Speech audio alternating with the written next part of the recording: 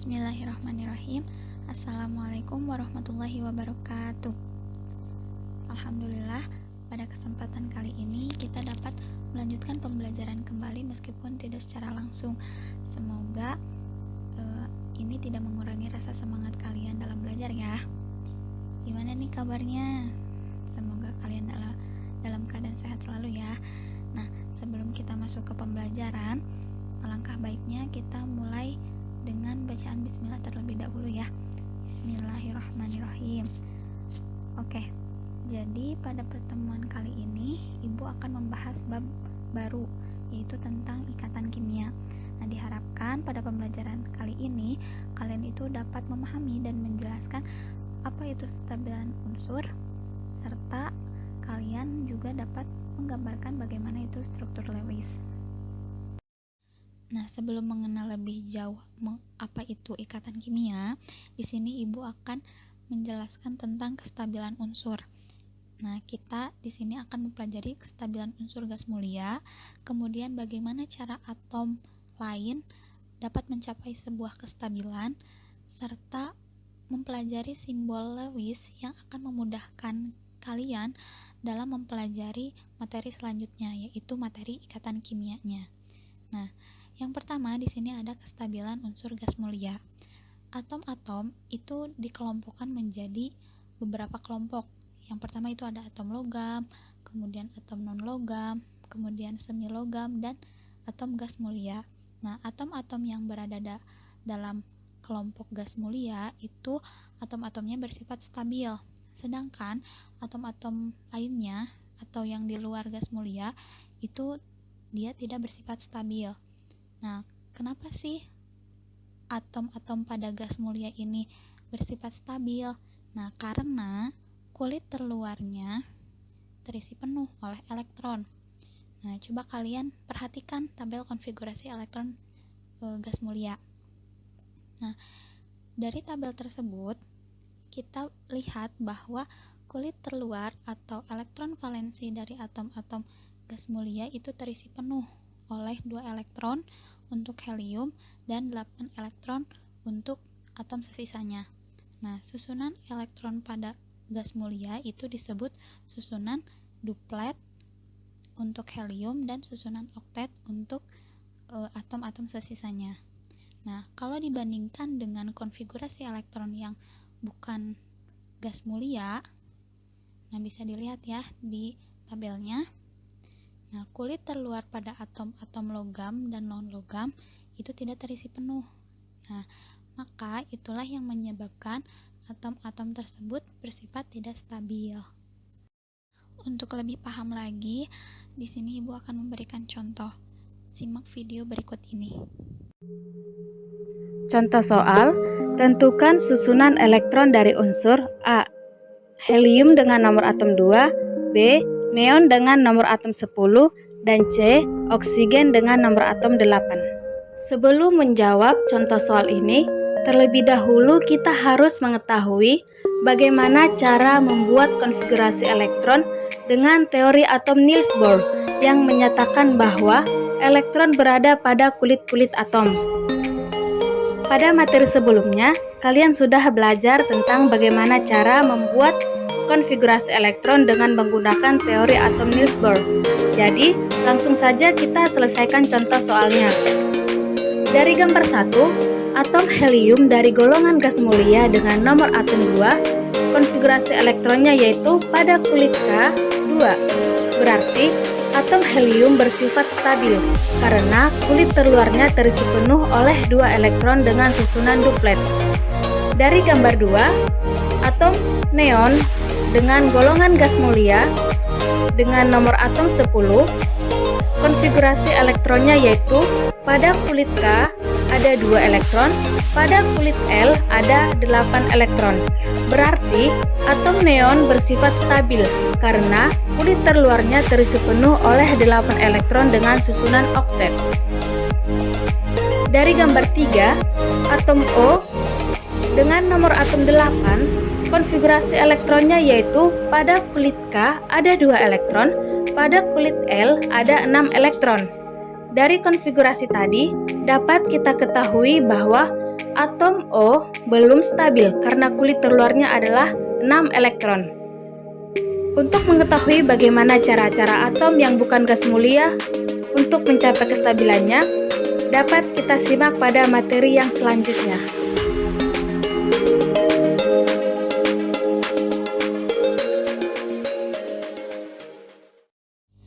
Nah, untuk selanjutnya, bagaimana sih cara suatu atom yang tidak stabil menjadi suatu atom yang stabil?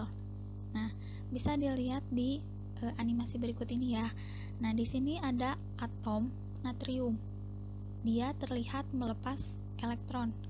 Kemudian di sebelahnya ada atom klor. Dia menerima elektron.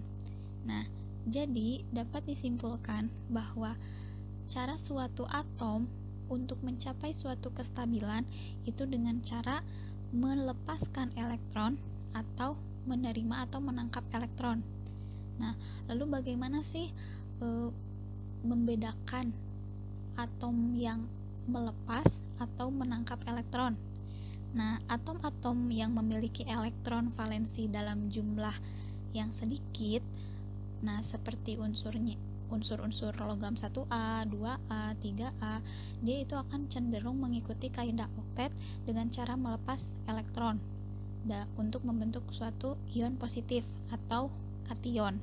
Nah, sedangkan atom-atom yang memiliki elektron valensi dalam jumlah banyak seperti unsur-unsur logam 4A, 5A, 6A, 7A, dia itu akan cenderung mengikuti kaidah oktet dengan cara menerima elektron, sehingga dia akan membentuk ion negatif atau anion. Untuk lebih memahami atom mana yang menangkap elektron dan melepas elektron, di sini Ibu juga akan memberikan contoh. Nah, silahkan kalian perhatikan video berikut ini. Contoh soal, jelaskan pembentukan ion positif pada litium. Penyelesaian, pada gambar dapat kita lihat bahwa konfigurasi elektron atom litium dengan nomor atom 3, yaitu pada kulit K terdapat 2 elektron dan pada kulit L ada 1 elektron. Dari konfigurasi tersebut, dapat kita ketahui bahwa atom litium belum stabil.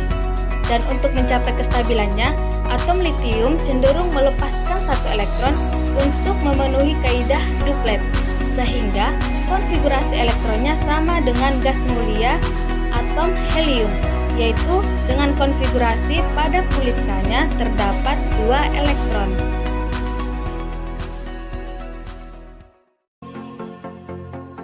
Contoh soal, jelaskan pembentukan ion negatif dari Cl- dengan nomor atom 17.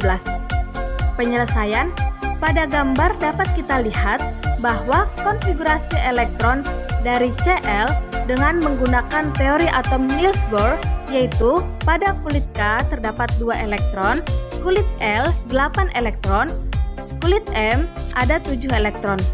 Dari konfigurasi tersebut dapat kita ketahui bahwa atom Cl belum stabil dikarenakan jumlah elektron pada kulit terluarnya belum memenuhi kaidah oktet maupun duplet.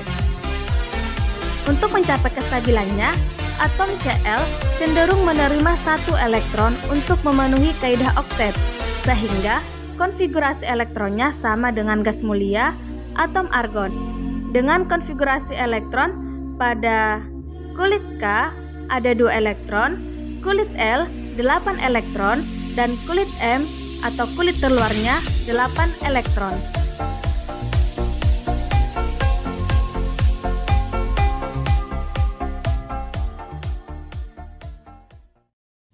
Oke, setelah mengetahui apa itu kestabilan unsur gas mulia, kemudian bagaimana cara suatu atom mencapai kestabilan, nah pembahasan terakhir ini yaitu tentang lambang Lewis atau struktur Lewis. Nah, Lewis itu telah memperkenalkan suatu metode yang simpel tetapi dapat digunakan untuk menjelaskan cara penyusunan elektron valensi dalam molekul. Metode ini menggunakan titik, atau juga digambarkan dengan silang atau X. Nah, untuk menggambarkan jumlah elektron valensi, Lewis menggambarkan suatu unsur terdiri atas lambang kimia yang kemudian dikelilingi oleh sejumlah titik atau silang yang melambangkan elektron valensinya. Jika lambang suatu unsur dimisalkan dengan huruf X, maka lambang Lewis untuk unsur golongan utama itu bisa dilihat di tabel berikut ini. Nah, itu kan di situ ada golongan 1A. Berarti dia elektron valensinya hanya 1, sehingga lambang Lewisnya ada X, kemudian ada 1 titik, dan seterusnya. Nah, bagaimana sih cara membuat suatu lambang Lewis? Di sini ada beberapa tahap. Yang pertama itu, tentukan elektron valensinya melalui konfigurasi elektron. Nah, kemarin kan materi kemarin sudah dipelajari ya bagaimana konfigurasi elektron. Makanya pahami lagi karena pada materi ini juga menggunakan konfigurasi elektron. Kemudian yang kedua, tuliskan simbol atomnya. Misalkan atom natrium berarti Na, atom klor berarti Cl. Nah, seperti itu ya. Kemudian yang terakhir, tempatkan titik mengelilingi simbol atomnya maksimum sampai dengan 4 titik. Titik selanjutnya ditempatkan berpasangan dengan titik sebelumnya. Jadi, penempatan titik itu jangan langsung berpasangan, tapi harus di setiap sisinya terlebih dahulu, baru ketika ada titik yang lebih dia bisa berpasangan dengan titik yang sebelumnya. Seperti itu. Nah, untuk lebih pahamnya, Ibu akan memberikan contoh juga. Silahkan simak video berikut ini. Contoh soal. Gambarkan lambang Lewis untuk nitrogen dengan nomor atom 7. Penyelesaian. Sebelum kita membuat lambang Lewis, kita harus mengetahui langkah-langkah membuat lambang Lewis terlebih dahulu. Langkah yang pertama yaitu tentukan elektron valensinya melalui konfigurasi elektron. Langkah yang kedua, tuliskan simbol atomnya. Langkah yang ketiga, tempatkan titik mengelilingi simbol atomnya maksimum sampai dengan 4 titik. Titik selanjutnya ditempatkan berpasangan dengan titik sebelumnya. Setiap titik mewakili satu elektron yang ada pada kulit terluar atom atau elektron valensi atom tersebut. Tanda titik bisa kita ganti dengan tanda silang atau lingkaran kecil dan sebagainya. Setelah mengetahui langkah-langkah membuat lambang Lewis tersebut, langsung saja kita jawab contoh soal yang tadi. Yang pertama, menentukan elektron valensinya melalui konfigurasi elektron. Konfigurasi elektron yang kita gunakan pada saat ini yaitu konfigurasi elektron menurut teori atom Niels Bohr. Jadi, konfigurasi elektron dari nitrogen dengan nomor atom 7 yaitu pada kulit pertama ada 2 elektron dan kulit terluarnya ada 5 elektron.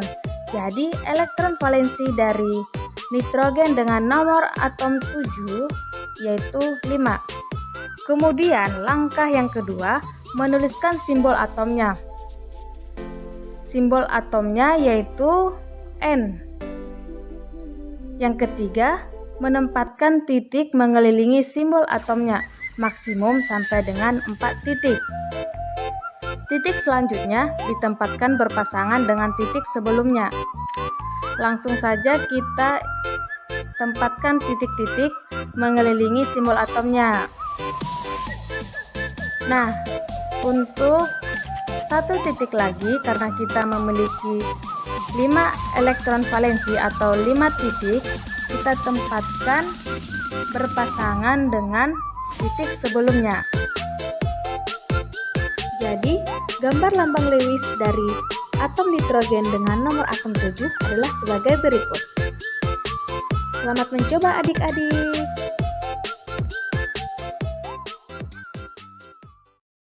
Ya, alhamdulillahirabbil alamin. Materi pertemuan kali ini sudah selesai ya, dicukupkan sampai di sini dulu. Nah, untuk selanjutnya nanti ibu akan membahas inti dari materinya, yaitu apa itu ikatan kimia. Nah, untuk lebih meyakinkan lagi, jika kalian sudah paham dengan materi ini, silahkan isi soal latihan berikut ini ya. Oke, cukup sekian mungkin dari ibu. Wassalamualaikum warahmatullahi wabarakatuh.